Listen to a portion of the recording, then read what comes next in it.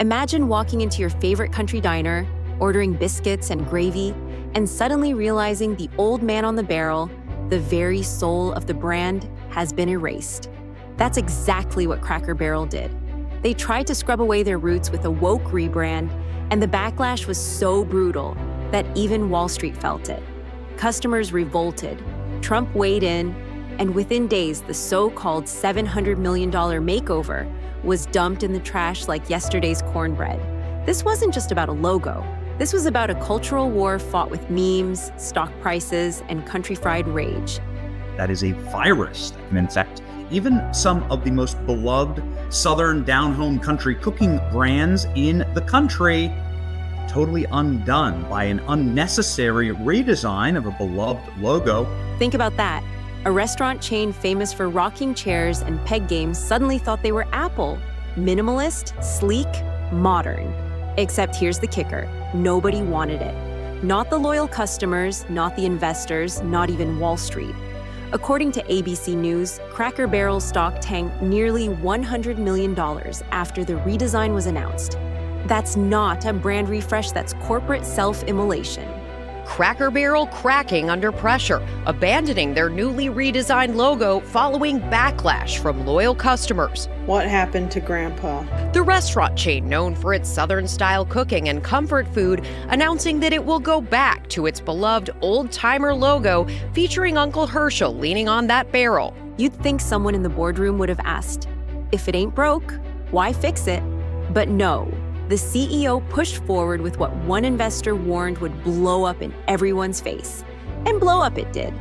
The stock dropped like a bad plate of grits. Customers online mocked the redesign as if it were a parody. Then Trump entered the chat, and suddenly the entire fiasco turned into the cultural version of dropping a nuke.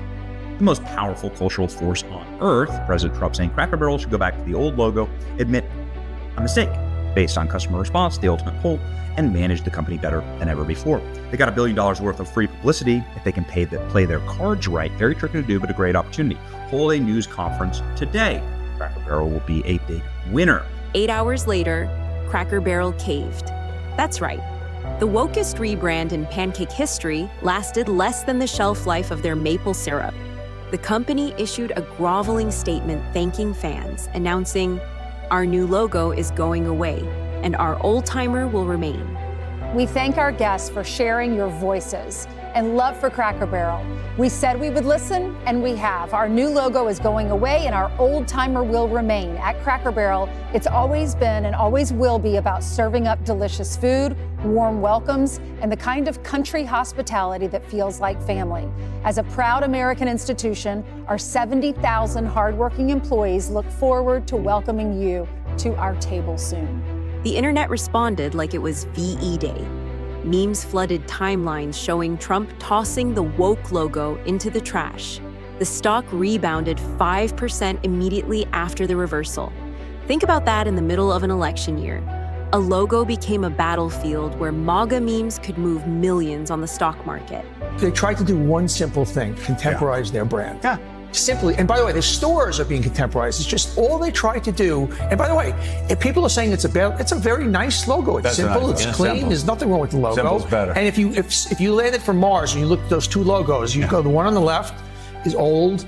It feels like it's from another time, and this one feels current. That's all they tried to do. Now, we know the backlash. President Trump is also using memes to dance on the grave of wokeness. And what did they do? They walked it back. I don't know if I would have done that. I think they made a business decision. I don't fault a company ever for making the right business decision for them, but I think the whole thing was ridiculous. Yeah. And here's the irony: the coastal brand experts and MSNBC talking heads called it ridiculous that Americans even cared.